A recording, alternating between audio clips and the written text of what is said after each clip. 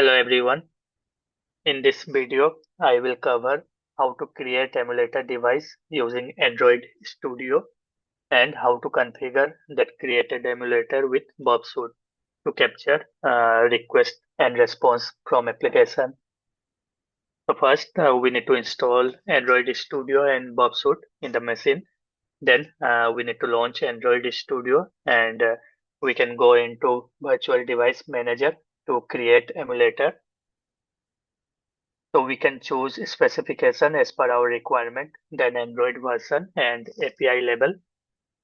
So in this, I'm creating emulator for Android 12, for which API label is 31. I can customize details in this screen. Then once emulator is created, we can launch this emulator. So it will open a screen like this. So it will be similar to mobile device screen. And once emulator is launched, we can check available application in the emulator. So by default, we can see few applications are installed in the emulator. Next, we can go into setting just to check if it is connected with the internet or not. So we can see it is connected. Then we will go to Burp Suite proxy setting. By default, we can notice 80880 port is connected. But for testing purpose, we will connect it with a specific IP address and with a different port number. So basically, we need a port number which is not used by any other service. So in this case, I have given port number as 8083 and need to provide the IP address of the system where Burp Suite is installed. So using ipconfig command, we can get the IP address, or in case of Linux machine, we can use ifconfig command to get the IP address. Next, we need to set manual proxy in the mobile device so that we can capture request generating from mobile device in the Burp Suite tool. So we will provide the same IP address which is provided in the Burp Suite proxy setting and the port number. After providing manual proxy setting, we can click on Save button. Now we will launch browser. Then we need to install CS certificate like we used to do for web application security testing. So at first, we will try to access the demo site, which is having HTTP protocol. So we can see we are able to capture a request from demo.testfire.net, and it is captured in the Burp Suite tool.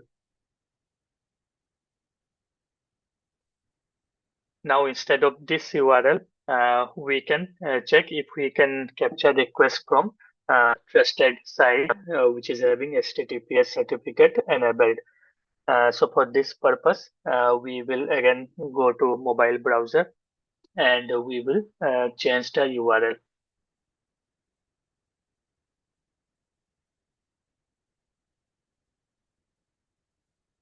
So here I will change the URL to amazon.com, which is having HTTPS protocol. So as we can see, we are getting the error, that is connection is not private.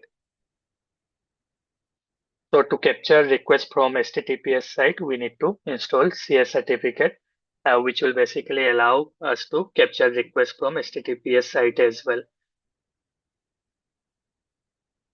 So we have downloaded the CS certificate, then we'll go to setting to install this particular certificate in the mobile device. So we can see CS certificate installed successfully. Now we will move to browser and we'll search for the amazon.com again. Here we can see application is loaded in the screen and we can capture HTTPS site as well now. Because we have installed CS certificate, it is allowing us to capture HTTPS site request as well in the Burp Suite tool. So similarly, we can capture request from other application as well.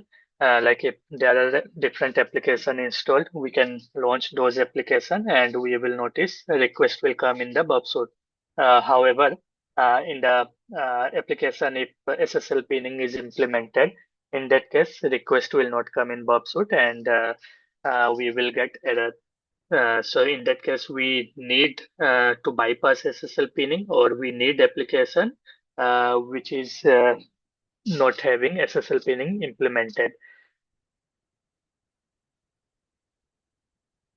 So we can double check by clicking on intercept on, and we have noticed all the HTTP site is captured here.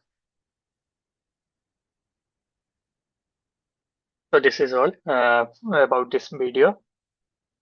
Thank you.